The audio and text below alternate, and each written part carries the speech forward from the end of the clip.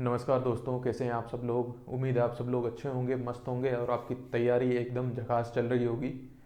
कुछ स्टूडेंट्स को मैं देख रहा हूँ कि क्लासेस जो हैं वो पूरी नहीं ले रहे हैं। जो उस वजह से अगर आप क्लासेस पूरी नहीं लेंगे किसी भी कारण की वजह से, तो जब आपके यहाँ पे इंडेक्सिंग होगी तो इंडेक्सिंग में आपको ये तो पता होगा कि ये धारा कौन सी है, कहाँ लगनी है, लेकिन अंदर की डिटेल नहीं पता होगी। तो फिर इस पढ़ाई का मतलब नहीं रह जाएगा। आप टाइम भी लगा रहे हो, आपके पास 7-8 घंटे नहीं है, आप क्लासेस नहीं ले सकते, तो फिर क्या होगा। बाकी सारे सब्जेक्ट्स की भी लेते हो, उतनी ही इंपॉर्टेंस इसको दो। इसको आप लाइटली मत लो, बहुत बड़ा विषय नहीं है ये। अगर आप सारी क्लासेस लोगे तो 15-20 घंटा कितना होता है। आप 5-6 दिन में इसको आराम से कंप्लीट कर सकते हो, अगर आप एक दिन की 2 क्लासेस देखो तो मेरा यही निवेदन है कि आप सारी क्लासेस ले लो, ताकि बाद में ये ना रह जाए कि भाई वो तो उस क्लास में बताया था लेकिन हमने पूरी जो है डिटेल से क्लास नहीं ली थी, इस वजह से नहीं हो पाया। जो 10 मार्क्स जो हैं आपके, जो लोग क्लर्क के लिए जा रहे हैं, और जो 40 मार्क्स है जो मैनेजर वालों को तो ओबियसली लेना ही है। और ये आपके लिए बेहतरीन मौका है, अगर किसी ने दोनों फॉर्म भर रखा है तो वो 40 मार्क्स बहुत मतलब बड़ा है, ये काफ़ी बड़ा नंबर है। 10 भी आपके मेरिट के लिए बहुत बड़ा है। वो लोगों से हालत पूछो जो 1-2 नंबर से सिलेक्शन से चूक जाते हैं, उनकी क्या हालत होती होगी। फिर वो ये बोलेंगे कि अगर मैं ये 10 नंबर अच्छे से कर लेता, या फिर ये नंबर अच्छे से कर लेता, अच्छा से इसको टाइम दिया होता, तो आज जो है मैं चूकता नहीं। आपको ये मौका नहीं देना है, आपको क्लासेस पूरी लेनी है। पूरी क्लास लोगे, इसको इम्पोर्टेंस दोगे, तो ये आपको इम्पोर्टेंस देगा। और कोऑपरेटिव जब जिस जॉब में आप जा रहे हो, आप आज क्लास ले लोगे तो आपका सिलेक्शन इजी हो जाएगा।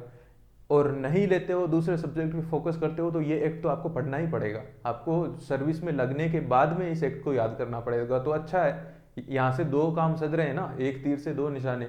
आप जो है, आपका प्रिपरेशन में भी हो रहा है तैयार, और सर्विस के लिए भी आपका फ़ायदा हो जाएगा। तो आज हम जो है, हमने ये सारी की सारी कल जो है जितने चैप्टर्स थे वो पढ़ लिए हैं। 16 चैप्टर, 127 जितने भी धाराएं थी वो पढ़ ली है। आज हम शेड्यूल ए और शेड्यूल बी करेंगे। बहुत छोटी क्लास है, ज़्यादा टाइम नहीं लगेगा इसमें। शेड्यूल ए और शेड्यूल बी, इसका बहुत जगह रेफरेंस आया था एक्ट के अंदर, तो वो क्या है चलिए आज हम देखते हैं। तो शेड्यूल ए जो है, इसके अंदर टोटल कितने सिद्धांत है। शेड्यूल ए के अंदर हमारे पास में टोटल जो है 6 सिद्धांत है।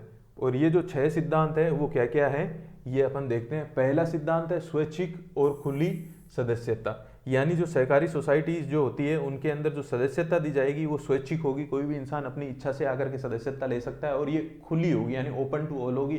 कोई भी भारतीय नागरिक, कोई भी इंडियन नेशनल जो है वो आकर के यहाँ पर जो है सदस्यता ले सकता है। Voluntary and open membership. सहकारी संगठन स्वैच्छिक होते हैं और सभी के लिए खुले होते हैं। सदस्यता के लिए योग्यता और जिम्मेदारियों को स्वीकार करने वाले सभी व्यक्ति शामिल हो सकते हैं। क्या जरूरी है यहाँ पर, कि आपके पास योग्यता होनी चाहिए, जो बाइलॉज के अंदर मेंशन है। अगर कोई एजुकेशनल क्वालिफिकेशन चाहिए तो वो भी मेंशन होगी, वो आपके पास में होनी चाहिए। और दूसरा जो है, जिम्मेदारियों को स्वीकार भी, क्योंकि सदस्यों की कुछ जिम्मेदारी होती है, उन्हें वोट करने आना पड़ता है। अगर आप स्पेशल रिजोल्यूशन ला रहे हो या जनरल बॉडी मीटिंग हो, मतलब आपकी रेस्पॉन्सिबिलिटी है यहाँ पर कुछ ना कुछ। वो एक एसबीआई में जाकर के अकाउंट खुलवाने जैसा नहीं है कोऑपरेटिव सोसाइटीज़ का स्ट्रक्चर, कि आप गए, आपने अकाउंट खुलवा दिया, बाद में आपको कोई लेना देना तभी होगा जब आप पैसे जमा करा रहे हो, निकाल रहे हो। वैसा सहकारी सोसाइटीज़ में नहीं होता है। यहाँ पर प्रॉपर चुनाव वगैरह सब होते हैं, तो जिम्मेदारियां भी थोड़ी बहुत आती है आपके ऊपर। इसमें लिंग, सामाजिक, नस्लीय, राजनीतिक या धार्मिक भेदभाव नहीं किया जा सकता। ये यहाँ पर जो है पहला सिद्धांत है, स्वैच्छिक और खुली सदस्यता। दूसरा है लोकतांत्रिक सदस्य नियंत्रण, यानी डेमोक्रेटिक मेंबर कंट्रोल। यहाँ पर जितने भी मेंबर हैं वो डेमोक्रेटिक वे से जो है इस सोसाइटी को चलाएंगे। डेमोक्रेटिक मतलब यहाँ पर लोकतंत्र होगा। जैसे हमारे देश के अंदर लोकतंत्र है, वैसा ही लोकतंत्र यहाँ पर होगा। अब देश में कैसा है वैसा ही यहाँ पर होगा। सहकारी संगठन लोकतांत्रिक होते हैं और सदस्यों द्वारा नियंत्रित होते हैं। सदस्यों द्वारा नियंत्रित कैसे होते हैं, क्योंकि सदस्य ही जाकर के यहाँ पे जो कमेटी होती है, जो समिति होती है, उसके चुनाव के अंदर वोट करते हैं, और वही डिसाइड करते हैं। उनके वोट के आधार पर ये डिसाइड होता है कि कौन चेयरमैन बनेगा, कौन कोषाध्यक्ष बनेगा, कौन यहाँ पर किस पोजीशन में आकर के उस सोसाइटी को कंट्रोल करेगा। सदस्य नीतियों को निर्धारित करने और निर्णय लेने में सक्रिय भाग लेते हैं। यानी कोई भी निर्णय अगर सोसाइटी को लेना है, कोई भी नीति डिसाइड करनी है, तो उसमें सक्रिय भाग लेते हैं। कैसे लेते हैं, हमने पहले की धाराओं के अंदर पढ़ा था कि कोई भी अगर निर्णय जो समिति के अलावा लेना हो, कोई भी बिग डिसीजन लेना हो, तो वो कैसे होता है, स्पेशल रिजोल्यूशन से होता है। उसके लिए वोटिंग की जाती है, और वोटिंग में सारे मेंबर्स आएंगे। तो इनडायरेक्टली जैसे आप देश के अंदर, जैसे आप अपने राज्य के अंदर डायरेक्टली नहीं जाकर के आप कुछ भी इंटरफेयर करते, लेकिन आपके चुने हुए प्रतिनिधि ही वहाँ पर जाकर के वो काम करते हैं। सेम सोसाइटीज़ में भी यही होता है, यहाँ पर भी जो है ये डेमोक्रेटिक वे से चलाया जाता है। ये सहकारी संगठनों में प्रत्येक सदस्य के पास एक वोट होता है। जितने भी सहकारी संगठन होते हैं उनमें हर एक सदस्य के पास एक वोट होता है। ये हमने पहले भी पढ़ा था, किस धारा के अंदर पढ़ा था ये आपको बताना है। तीसरा सिद्धांत क्या है? सदस्य आर्थिक भागीदारी, यानी मेंबर इकोनॉमिक पार्टनरशिप। अब यहाँ पर जो सदस्य बनते हैं वो ऐसा नहीं है कि आप किसी जाकर के बैंक में अकाउंट खुलवाने जैसा भी नहीं है, या फिर कोई दूसरी कंपनी या राजनीतिक पार्टी में जैसे मेंबर बनते हैं वैसा नहीं है। यहाँ पर जो मेंबर होंगे वो आर्थिक भागीदारी करेंगे हर सहकारी सोसाइटी में। कैसे करेंगे? आप मेंबर बनेंगे तो आपको शेयर खरीदना होगा उसका कुछ, या उसको कुछ पैसे वहाँ पर आप जमा करवाएंगे, मेंबरशिप फीस जो है वो देंगे।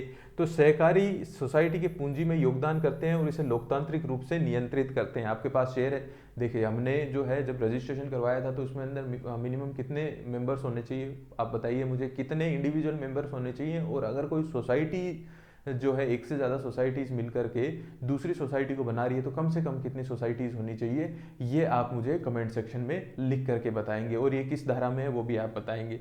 तो यहाँ पर सहकारी सदस्य पूंजी में योगदान करते हैं, शेयर खरीदते हैं और डेमोक्रेटिक रूप से नियंत्रित करते हैं। और पूंजी का कम से कम एक हिस्सा सहकारी सोसाइटी की सामान्य संपत्ति होता है। यानी सहकारी सोसाइटी की जो खुद की संपत्ति है, जिस जमीन पे वो काम कर रही है, उसके पास कोई दूसरी कृषि जमीन हो सकती है, और उसके पास में कुछ उपकरण हो सकते हैं, उसके पास में मकान हो सकता है, ऑफिस स्ट्रक्चर हो सकता है। तो एक हिस्सा जो है वो उसकी संपत्ति माना जाएगा।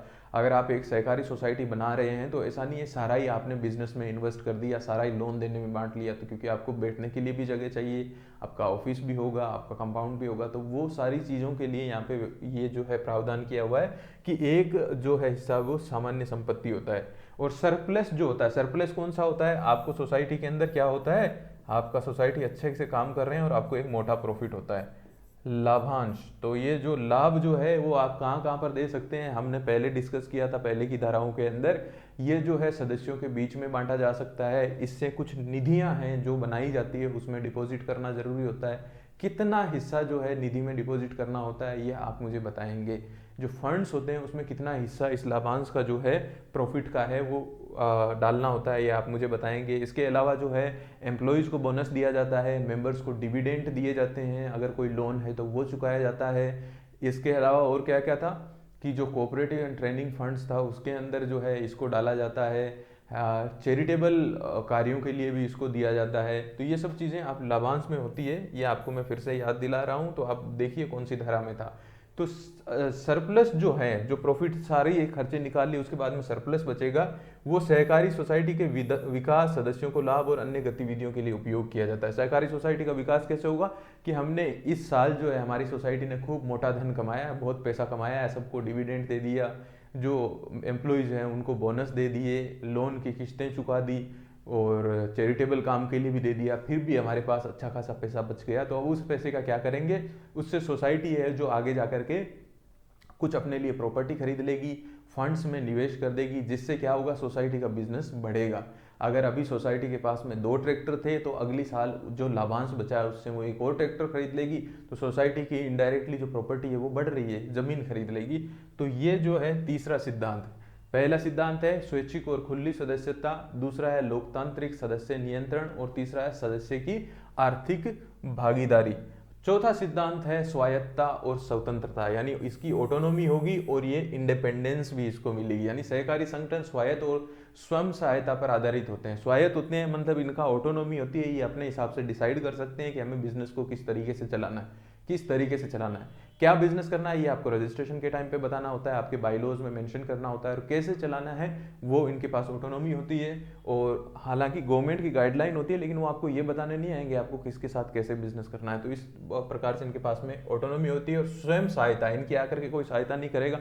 हालांकि गवर्नमेंट फंड्स हैं इनके लिए, लेकिन वो एज ए लोन उनको पैसा देते हैं, ना कि एज ए डोनेशन देते हैं। तो स्वयं सहायता यानी सदस्य मिलकर के काम कर रहे हैं, प्रॉफिट हो रहा है, सदस्य शेयर खरीद करके जो है पूंजी अपनी इन्वेस्ट कर रहे हैं। तो जो स्वयं की सहायता के ऊपर आधारित ये जो है सोसाइटीज होती है, अन्य संगठनों या सरकार के साथ समझौते करते समय सदस्यों का लोकतांत्रिक निर्णय बना रहता है। ऐसा नहीं है कि आकर के गवर्नमेंट के साथ आपने पार्टनरशिप करी या फिर किसी और सोसाइटी के साथ आपने पार्टनरशिप करी या फिर किसी ए बी या सी किसी भी कोई भी किसी तरह की फर्म के साथ आपने पार्टनरशिप करी तो वहां पर जो सदस्य हैं उनका लोकतांत्रिक हित जो है वो बाधित हो जाएगा। बिल्कुल बाधित नहीं होगा, वोटिंग राइट उनके पास में रहेंगे, वो जो है कमेटी के मेंबर्स को जो है इलेक्शन में चुन सकते हैं, उनका जो है इलेक्ट कर सकते हैं। तो जितने भी लोकतांत्रिक हक जो हैं वो उनके वहां पर बने रहेंगे। इसके बाद में है पांचवा सिद्धांत, शिक्षा प्रशिक्षण और सूचना यानी एजुकेशन ट्रेनिंग एंड इंफॉर्मेशन। सहकारी संगठन सदस्यों, प्रतिनिधियों, प्रबंधकों और कर्मचारियों को जो है शिक्षा यानी एजुकेशन और ट्रेनिंग प्रोवाइड करवाएंगे। ये इसका कौन सा सिद्धांत है? ये इसका जो है पांचवा सिद्धांत है। सहकारिता के लाभ और प्रकृति के बारे में जनता को जागरूक किया जाता है। अब ये जो पैसा आएगा जिससे एजुकेशन ट्रेनिंग और इंफॉर्मेशन भी दी जाएगी, तो इंफॉर्मेशन से क्या है, लोगों को जागरूक किया जाएगा कि सहकारिता का लाभ क्या है, क्यों आपको कोऑपरेटिव सोसाइटी का मेंबर बनना चाहिए, किस तरह से बन सकते हैं, इससे जो है आपकी आर्थिक उन्नति किस प्रकार से हो सकती है। अब देखिए, जब तक अमूल डेयरी नहीं थी तब तक बहुत सारे किसान थे जिनको अपना दूध, उनके पास कोई एक सेंट्रलाइज्ड तरीका नहीं था। अगर किसी के पास सरप्लस दूध हो रहा है, किसी ने गांव में एक दो भैंस रख रखी है अलग बात है, लेकिन किसी के पास ज़्यादा मवेशी है तो पता चला कि वो काफ़ी दिनों तक उसका घी पड़ा हुआ है, पड़ा पड़ा है, उनमें बदबू आने लग गई, कोई खरीदार नहीं आया। लेकिन जैसे ही वो डेयरी के मेंबर बने तो उनके लिए ये जो ईज ऑफ डूइंग बिजनेस है वो बढ़ जाता है। ये किसका फायदा है? ये सहकारिता का फायदा है। ऐसे ही बहुत सारे हैं, जैसे लिज्जत पापड़ एक अच्छा जो है इसका एग्जाम्पल है कि किस तरह से कुछ महिलाएं मिल करके उनको जो है वो सहकारी के हिसाब से पापड़ की एक जो है वो हैंडमेड पापड़ की फैक्ट्री वो खोलते हैं, सहकारी सोसाइटी खोलते हैं और उससे उनका किस तरह से आर्थिक विकास होता है। तो ये जो इन्फॉर्मेशन है इसके लिए भी इस फंड का यूज किया जाएगा। छठा और आखिरी है सहकारी संगठनों के बीच को सहयोग यानी कोऑपरेशन अमोंग कोऑपरेटिव। सहकारी संगठन सदस्यों द्वारा अनुमोदित नीतियों के माध्यम से अपने समुदायों के सतत विकास के लिए काम करते हैं। यानी जो कोऑपरेटिव सोसाइटीज हैं उनका ये दायित्व बताया गया है इस छठे सिद्धांत के अनुसार कि जितनी भी कोऑपरेटिव सोसाइटीज हैं उनका ये दायित्व है कि वो आपस में मिलकर सहकारिता को और बढ़ावा दें, सहकारी आंदोलन है इसको बढ़ावा दें, ताकि ज़्यादा से ज़्यादा लोगों की आर्थिक उन्नति हो सके, जो है इकोनॉमिकल लोग प्रोस्पर हो सके। तो ये हमारे 6 सिद्धांत हैं, इनको आपको याद रखना है। ये भी आपके एग्जाम में आ सकते हैं कि पहला सिद्धांत क्या है, दूसरा सिद्धांत क्या है, या फिर ये जो बात है कि जो कौन से सिद्धांत के अंदर जो है एजुकेशन ट्रेनिंग एंड इंफॉर्मेशन की बात की गई है। तो आपको याद रखना है शेड्यूल ए का 5वां सिद्धांत। तो चलिए ये शेड्यूल ए हो गया। शेड्यूल बी हमारे पास में क्या है, ये जो है बाइलॉज के विषय, इसके अंदर ये एक ही हेडिंग है और ये है बाइलॉज के विषय। और बाइलॉज के विषय क्या है, बाइलॉज में किन किन बातों को शामिल होना चाहिए। सहकारी समिति का नाम और पता होना चाहिए, आप जो बाइलॉज बना रहे हैं उसमें ऑब्वियसली नाम और पता होना चाहिए जब आप रजिस्ट्रेशन के लिए जा रहे हैं। दूसरा जो है संचालन का क्षेत्र, कौन से क्षेत्र के अंदर ये जाकर के ऑपरेट करेगी ये होना चाहिए, किस उद्देश्य के लिए बनाई गई है, ये धन किस तरह से जुटाएगी, और एक सदस्य द्वारा रखी जाने वाली अधिकतम शेयर पूंजी है वो भी इसके अंदर होना चाहिए। हालांकि हमने डिस्कस किया था कि इस एक्ट में भी बाउंडेशन है कि कितनी अधिकतम शेयर पूंजी एक मेंबर रख सकता है। उसके लिए अर्बन कोऑपरेटिव बैंक में अलग नियम था, इसमें अलग था। मैक्सिमम जो केपिंग है ना, अपर लिमिट, वो तो गवर्नमेंट ने तय कर रखी है, लेकिन अपर लिमिट से नीचे जितना भी अगर सोसाइटी चाहे तो अपने बाइलॉज में भी बता सकती है कि कितना था। शायद आप बताइए 1/5 था ना, 1/5 था एक जगह, और एक जगह कितना था, 1/20 था।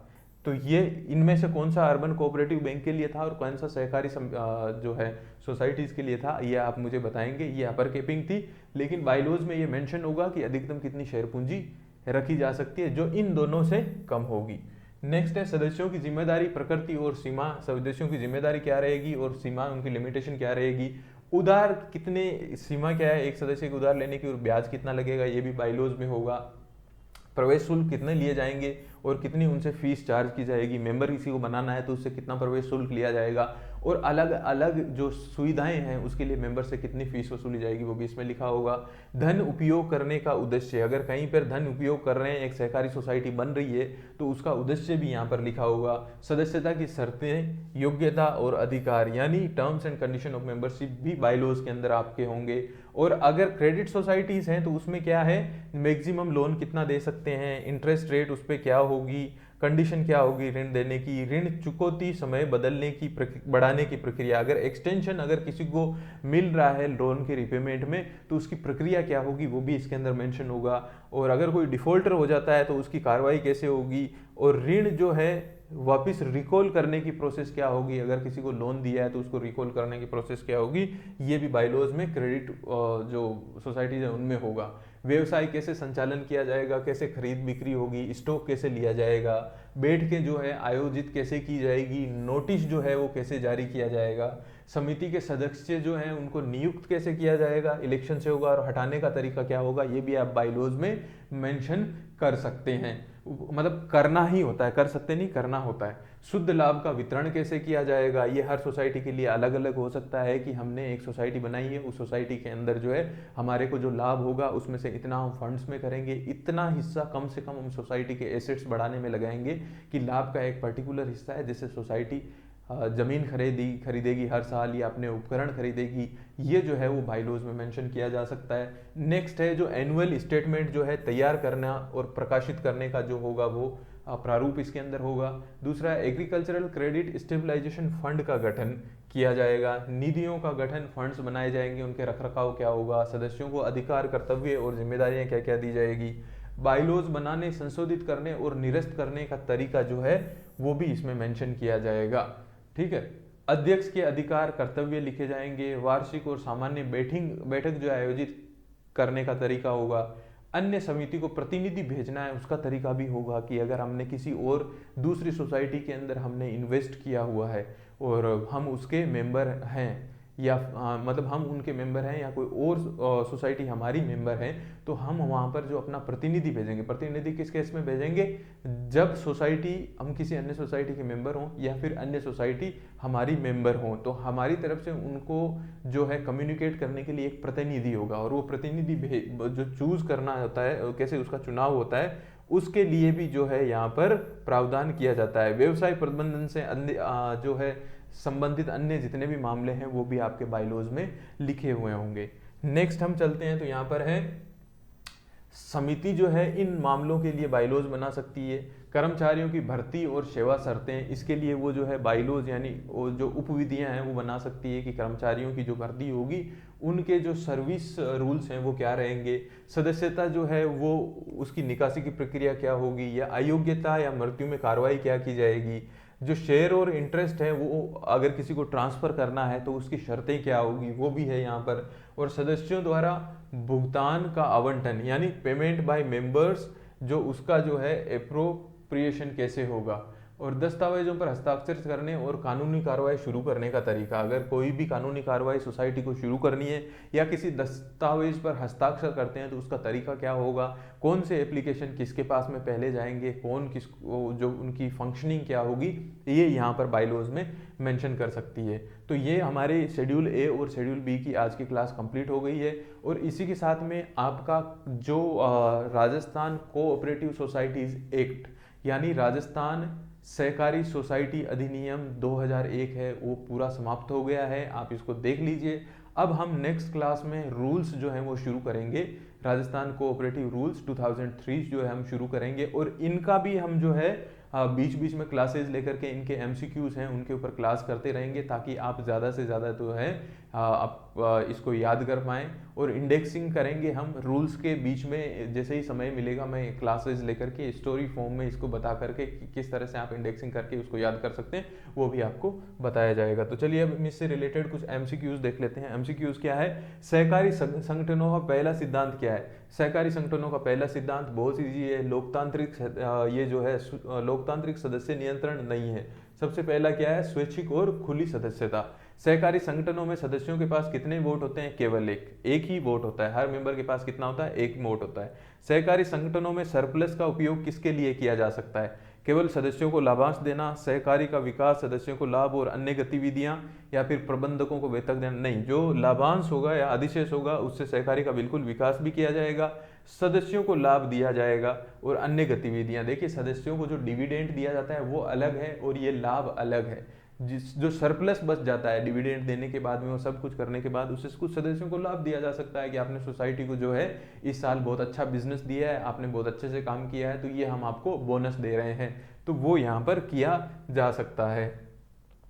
जैसे मान लीजिए अगर हम डेयरी किसी फेडरेशन का ही लें, डेयरी कोऑपरेटिव सोसाइटीज़ है, तो ऐसा सदस्य जिसने पूरे साल के अंदर सबसे ज़्यादा दूध उत्पादन करके अच्छी क्वालिटी का दूध जो है वो किसी डेयरी को दिया हो, और वो डेयरी सहकारी समिति है, तो उसके लिए वो पुरस्कार रख सकती है कि जो सबसे ज़्यादा और अच्छी क्वालिटी का दूध हमें पूरे साल देगा, तो उसे जो है बोनस के अंदर मान लीजिए 50,000 रुपये इनाम दिया जाएगा। तो वो कहाँ से हम काटेंगे, वो जो है जो लाभांश का अधिशेष होगा उससे उसका भुगतान किया जाएगा।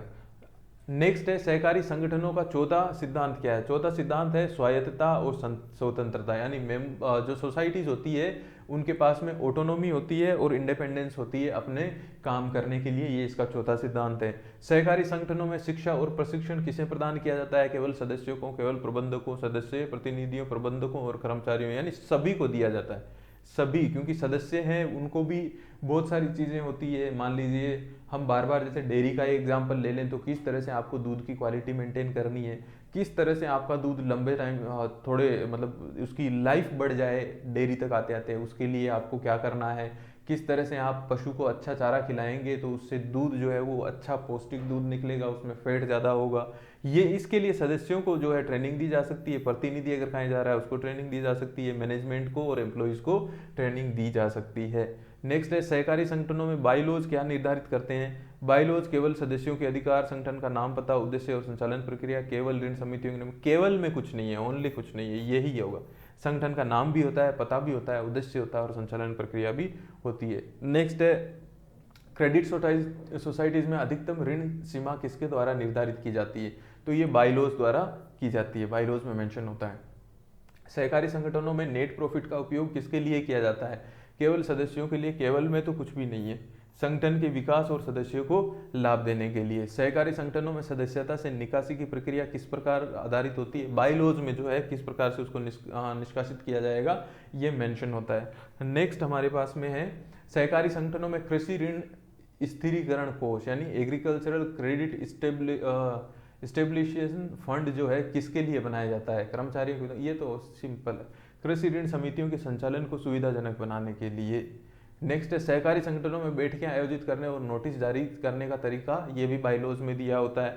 और सहकारी संगठनों में सदस्य के अधिकार और कर्तव्य किस में होते हैं, ये भी बाईलॉज में होते हैं।